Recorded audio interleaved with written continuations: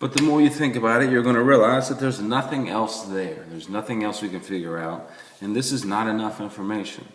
Even if these were drawn and they look like they were the same size, there's just not enough information to prove. And so we would just stop here, and you could just put a big fat NA there, or can, or not enough, whatever you want to write, it doesn't matter. Okay, moving on to example 3. And they're giving us 2 tick marks, so just go ahead and write that. I mean, that at least will get you started. Anytime you see tick marks, just go ahead and write that, and that's given. If you notice that this was a 1, 2, 3, 4, 5, 6, 7, 8 problem, 8-point problem, you already have 2 points. And it's amazing once you get one thing down, you just kind of get on a roll. Okay, now that's the only thing that's marked in our picture, but notice that sometimes they'll tell you that stuff is given and they won't mark it, given that AS is going to FG. And so we need to come in here and mark it ourselves. And I'm going to use 2 tick marks so that I don't get it confused with this one. Because we don't know that these 2 are the same. We know that this one and that one are the same, and this one and this one are the same. So here we go, as AS is the same as FG. How do we know that? Gave it to us. Okay, and just like that, we got 4 points. Now we need one more thing. We got a side and we have a side. And if you're having a hard time determining whether something is a side or an angle, please let me know, because that's extremely, extremely important. Not only for this, but for the rest of the class. And that can be the question that you come down here and write at the bottom. But we need one more thing. And that's where it goes to, okay, looking at my toolkit, what are things that's popping up all the time? You know, shared sides. It's not shared. I've heard some people say, well, they share this point. Yeah, they do. But a point isn't a side or an angle, so that's not going to help us. But you should notice this and say, oh yeah, these are vertical. And then we harped on that all through Unit 1. I said, you got to know that. You got to know what they are. Yes, they are vertical. Okay, and again, we can't just say angle D and angle D. We don't know which ones we're talking about. So we'd have to say ADS. Or you could even, if you want to, come in here and name these 1 and 2. That's okay. And say angle 1 is the same as angle 2. That way we know exactly what you're talking about.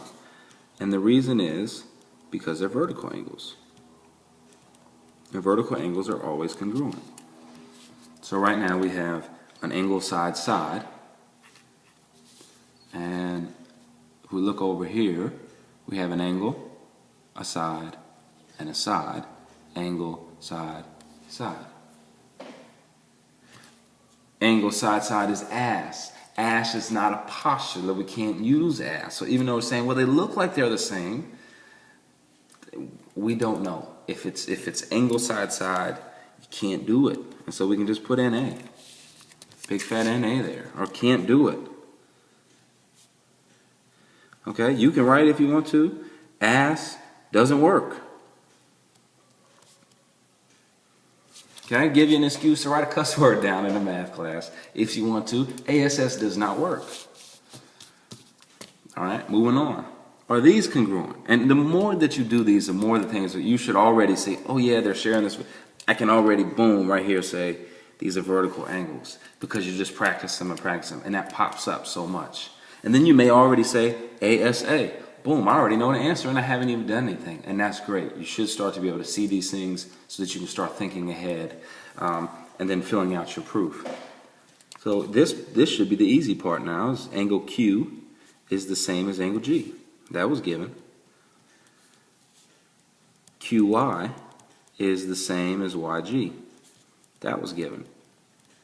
And these are segments or lines. And then again, these two, I'm just going to write a 1 and a 2. That makes things easy. Angle 1 is the same as angle 2. That wasn't given to us. They didn't write that in there. We knew it because they're vertical. Vertical angles are always the same. Okay, so now it's just angle. And you may want to, sometimes you write this last and say, okay, let me come in and just say triangle WQY. Doesn't matter what order we do those in, as long as we match the second one to it. So WQY, W has nothing there, so that's H. So HGY. So those triangles are congruent because of the angle side angle postulate. All right, and then the very last example is not a proof, but they'll ask you this question where they said, what else do we need? And if you look, all we're given is an angle, and they share the side right here. Now some people are going to say angle side angle, but you're only, they're saying these are the same. You need angle side angle in one of the triangles. You know, if we pull these apart, all you have over here is an angle and a side, and all you have over here is an angle and a side. So we need to have two angles in here. So what we would need to use ASA is we would need to know that that is the same as that. If we knew that, then we could do angle side angle, angle side angle. Remember, they have to match up in both triangles. And if we needed, I'll redraw this.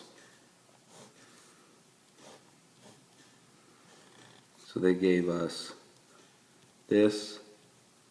If we wanted to do angle, angle, side, then we would need these angles, because then it would be angle, angle, non-occluded side. So that would be angle, angle, side. This would be angle, side, angle. And that's it for today's lesson. If you got any questions, write them down. But hopefully by Monday, you're going to get some practice in on these, and you're going to get really good at these.